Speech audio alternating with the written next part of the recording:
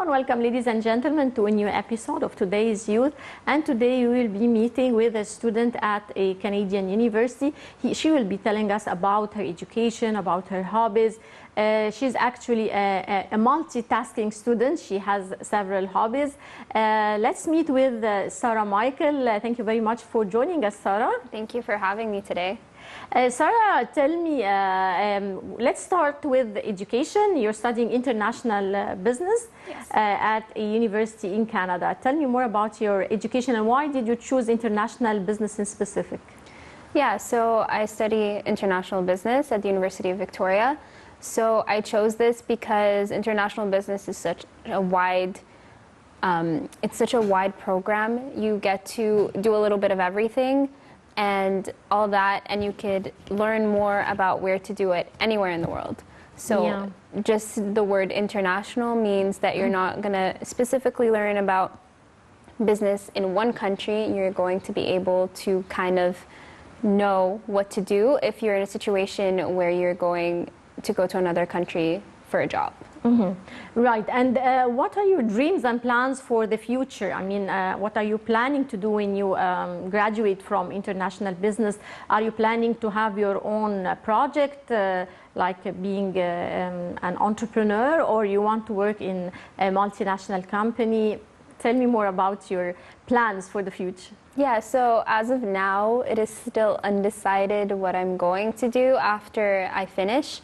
But if I do decide to become an entrepreneur, I would start a business primarily here in Egypt, just because I feel like anywhere else in the world won't compare to how successful a business can be in Egypt. There's just so many businesses here that you can start and be successful with. So you're planning to come back to Egypt and have work here in Egypt, I mean, it depends, right? I'm still planning to do my master's after finishing my bachelor's. So if I'm going to study more, it's going to still be abroad, but I'm definitely open to the idea to come back and work here. Yeah, okay. How do you see entrepreneurship? I mean, since you're studying business, do you encourage youth your age to have their own business or better work in a multinational company or in a corporation? I encourage them to do both.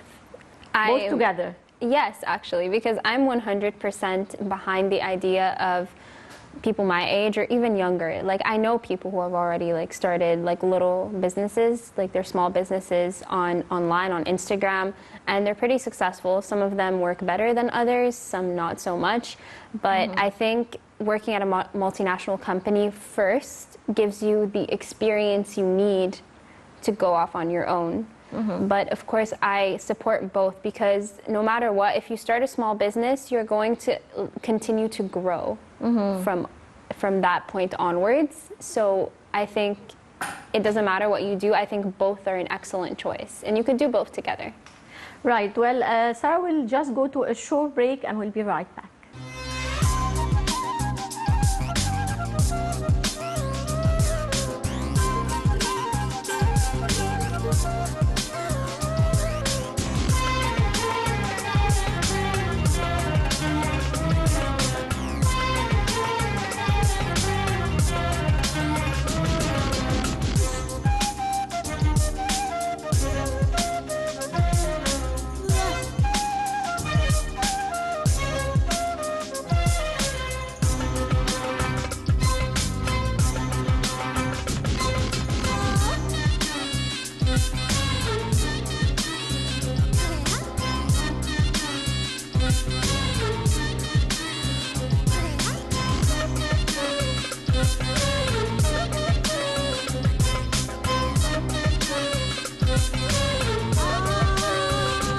Welcome back, dear viewers, and still with my guest, Sarah Michael. Sarah, we were talking about business and your future endeavors in the field of business. What do you think are the best fields for someone like you to start your own startup here in Egypt? Well, honestly, I think the best way to start small business is by going small. So you start small and then you can go big. If you go big from the get-go, it might be too ambitious. Of course, it's good to have ambition, but sometimes it doesn't work out as you want it to be. I think starting off with like clothes, so many small businesses have hoodies and they start with that and they sell out, especially here. Yeah. And that's just the smallest thing and it's already successful. And I think it's also the type of business that you can multitask with. So you can have it on the side and still work at a multinational corporation, learn as much as you can, and then you can go on to do something bigger. Yeah. Yeah. Right. Talking about your childhood, as an Egyptian, you're living in Canada. You immigrated to Canada since you were a child. Yes. What age did you go to Canada? I was 4, actually. You were 4. Yeah. Tell me about your experience in Canada as a child, and how did you maintain your link with your family and with Egypt in general? Yeah, so obviously when you're a kid, it's easier to adjust to Yeah. your surroundings. So it was definitely a lot easier to adjust to Canada than it would have been if I was older and I've had experienced more here. But my parents, they always spoke Arabic to me at home, and they always try to integrate that culture there because they didn't want me to lose it. So I would go to school in French, and then they would speak to me in Arabic at home, and I would definitely get super confused about what was Yeah. going on because I was just a 4-year-old kid trying to understand what was going on with my surroundings. But being able to speak Arabic is not something a lot of Egyptians in Canada that were my age could do. Yeah, it's not easy, of course. Yes, and I'm completely thankful for the fact that I can do it because it's so great to be able to come here and be able communicate with people communicate. in your own language, in your native Yes. language, actually. Yeah, exactly, because honestly, I would come every year. We would come every year in the summer, and I would always have a little piece of Egypt when I would go and come back, and that would just make me be able to be so immersed in it from here, but not completely lose my Canadian side. Like I'm able to fit in both cultures very well, and that's something that I really like. So, Yeah, and what about reading and writing Arabic? nothing.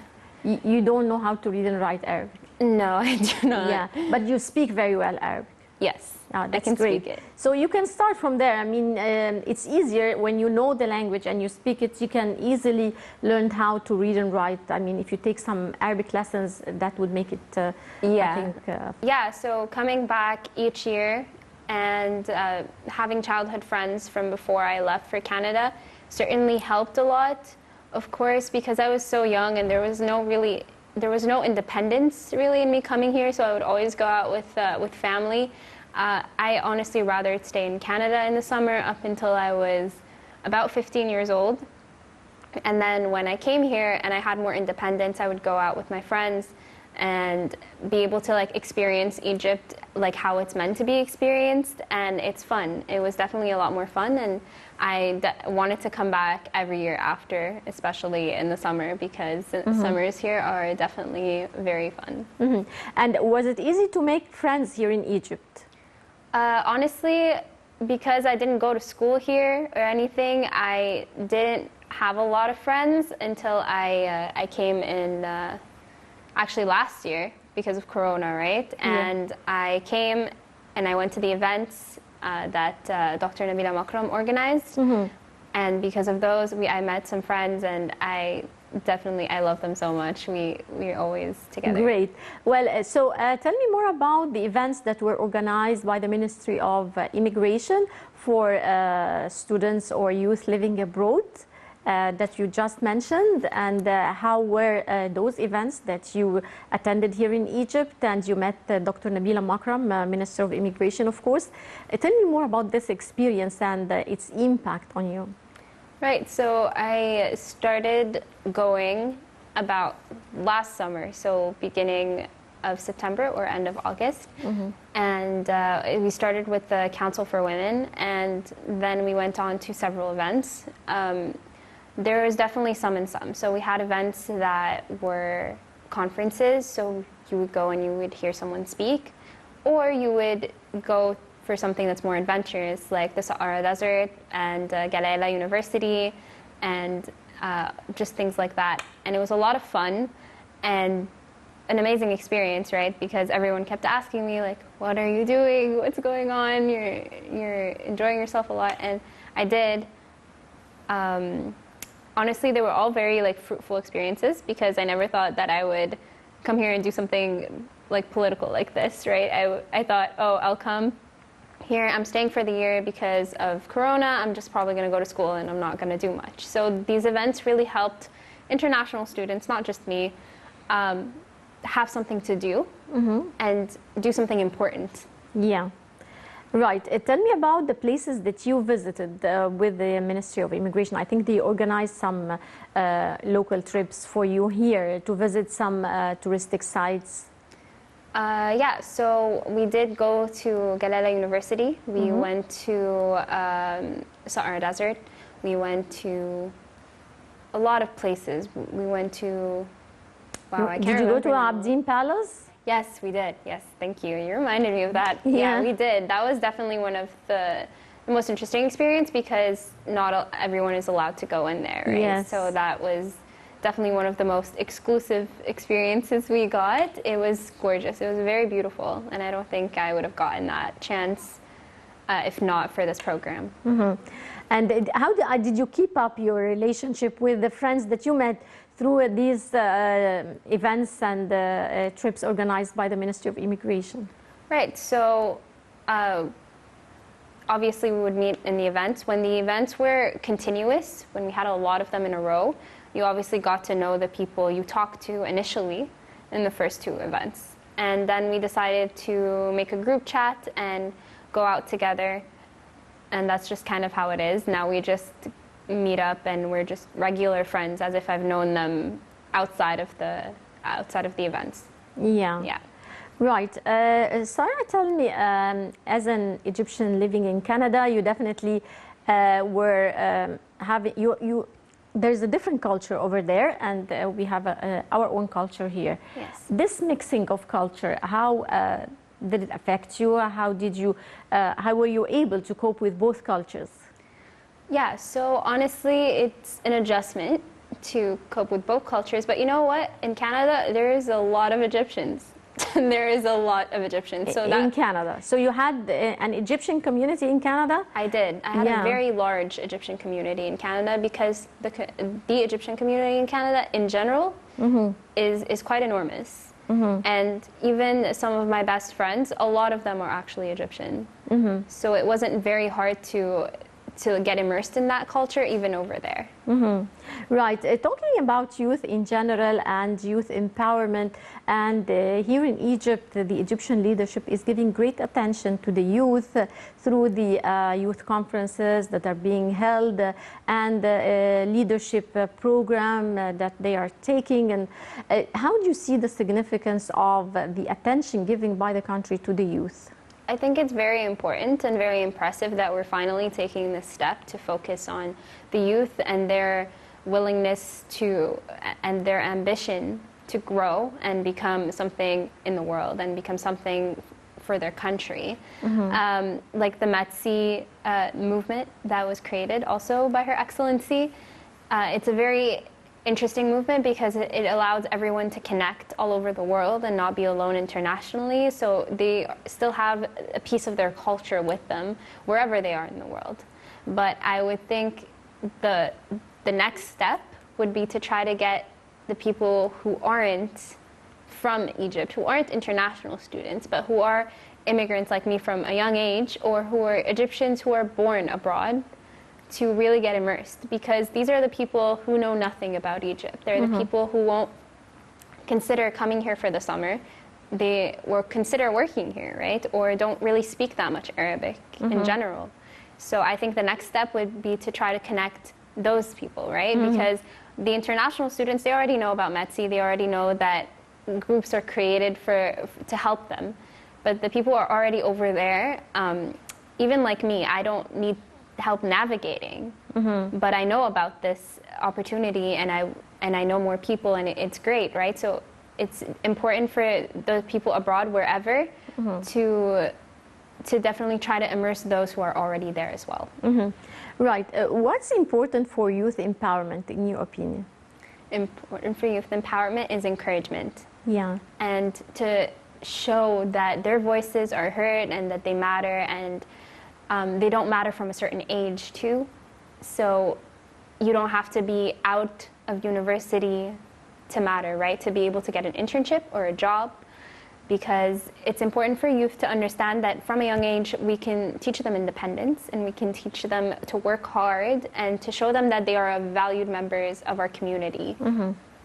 Right. Do you think that youth around the world, since you lived in both cultures, the Canadian and the Egyptian culture, do you think that youth around the world have the same dreams and they face the same common challenges?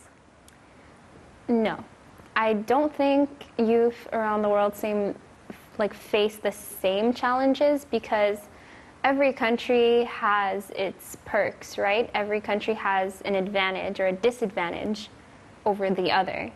So it's definitely important to recognize that not all youths are put into the same situation around the world. They face the same challenges as, young adults coming up in the world and just trying to find their place. That's something common within all of us.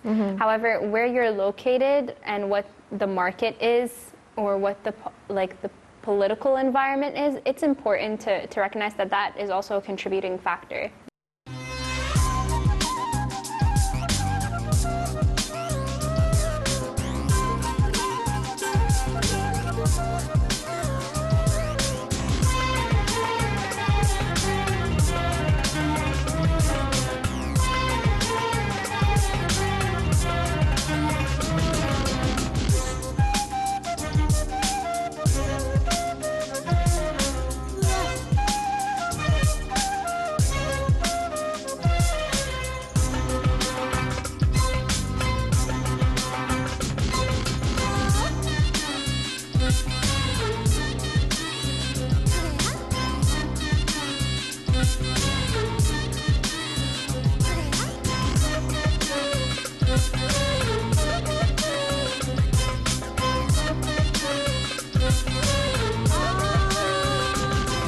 Well, Sarah definitely faced a lot of obstacles and problems throughout your education years that you were able to overcome.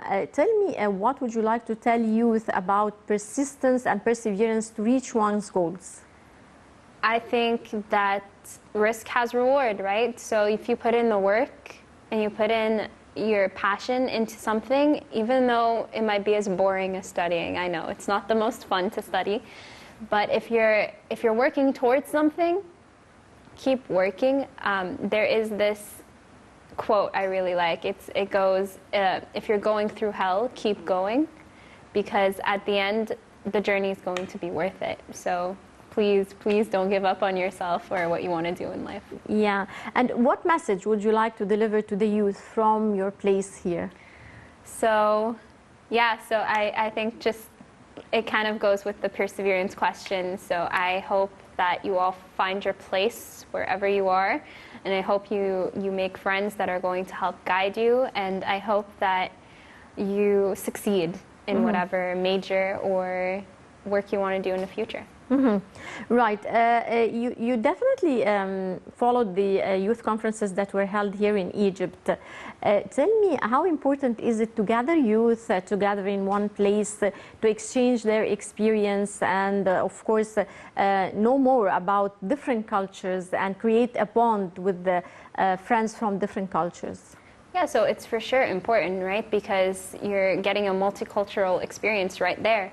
You're getting to know how other universities in the world work. You're getting to know how other youths have lived elsewhere, and you're getting to know friends that you possibly have for life. I'm grateful that I've made mine, that's for sure. And they're all back at school somewhere right now, some in Canada, some in Europe, and they're for sure having a good time, and we're still in touch. And I think those conferences were very important to connect Egyptian youths together, because honestly, like, I have to say, it was nice to make some friends that I didn't have to go to school here for. like Yeah. that I didn't know before, and it's nice to know that that was a possibility, and it was all thanks to these events. Yes. Well, Sarah, you have other hobbies, of course. Yes. Reading, you told me about. Tell me Yeah. more about your hobbies. Right, so I enjoy reading a lot. It takes me a while to get myself in the mood to read, but once I do, I can finish a book in like a day because I'm so immersed in the story. What else do I like to do? What types of books do you like to read? Yeah, I like to read like fiction mostly because it's nice to be transported into another world or like a fictional reality, I guess. I also enjoy a few autobiographies. Some of them can be really interesting. And yeah, just kind of these type of books I think anyone can enjoy. You also told me that you like traveling and you traveled to different countries. Yes. What were those countries and what were the most important or most interesting to you? Right, so I think the most interesting experience was Thailand. I went to Thailand when I was 12, and I think that was the most multicultural experience I got to have. It was definitely one of my favorite trips. What else did I go to? I went to, wow, I can't remember. I went to Lebanon. That was Interesting. That was interesting as well. But Yeah. yeah, that was also when I was quite young, but it was a very nice experience. And then you've got the contrast to that. So New York City, big city, big city, very fun. You loved New York. I love New York. Yeah. I've been so many times, but I still want to go. I've been to LA, and I've been to several parts of Europe. You're taking this semester online because of, coronavirus, or, you're here in Egypt and you're taking this semester online. Yeah. So, What are the reasons? So basically, this is quite an amazing coincidence, right? Because school is back in session. You can go to university now, and it's in person. Of course, a few classes are online for everyone. But it turns out that my specialization, so being an international business, they're partnered with a university that is in Europe. So because of all the time differences, they decided to make the entire semester online. So it's good luck for you because you want to spend the time here. Yes, for sure. It gives you that chance to stay more time in Egypt. Yeah, like it gives me more time to stay here, and then I would go back for sure. But it's by the end of the semester. Yeah, out of all the programs in the entire university, mine is the one that's online. So there has to be a reason for it, Right. And how did you enjoy the experience of education online? Honestly, I'm definitely more of a get up and go to school kind of person because I like the social aspect of getting up in the morning and getting ready and going to university and socializing, and even just studying in a library there. I think it's motivational. Online is not a motivational thing. It lacks interest and it makes you lose focus in what the professor is saying at the time. It's definitely not as easy as people would like to think it is. Of course, it has some perks, right? You can roll out of bed and turn on your Zoom and attend class, right? You don't have to go anywhere, but it also has that aspect of making you a lazy buddy. So now you just want to kind of sit at home and you don't feel like going out a lot, and it's not the best for your mental health. Right. Well, I would like to thank you very much, Sarah Michael, international business student. Many thanks for joining us. Thank you. And dear viewers, that brings us to the end of this edition of Today's Youth. Many thanks for watching, and don't forget to join us next week, same time. Till then, it's goodbye.